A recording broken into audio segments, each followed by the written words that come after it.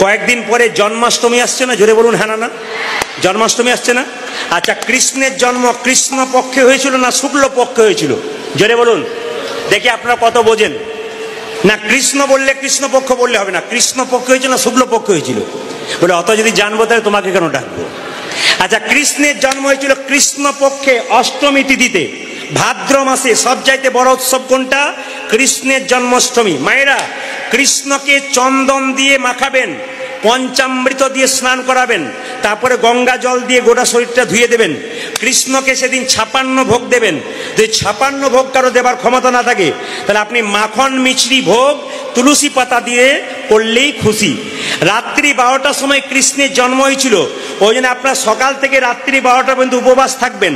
যদি কারো শরীরে না কুলোয় তবে বেলা 12টার সময় ভগবান কৃষ্ণের কাছে ক্ষমা চেয়ে বলবেন, প্রভু আমি আর পারলাম না, তোমার চরণে মতি রাখলাম, আমি একটু ফল জল খেয়ে একটু থাকি যেন। যদি আপনার না পারেন তাহলে এটা করবেন।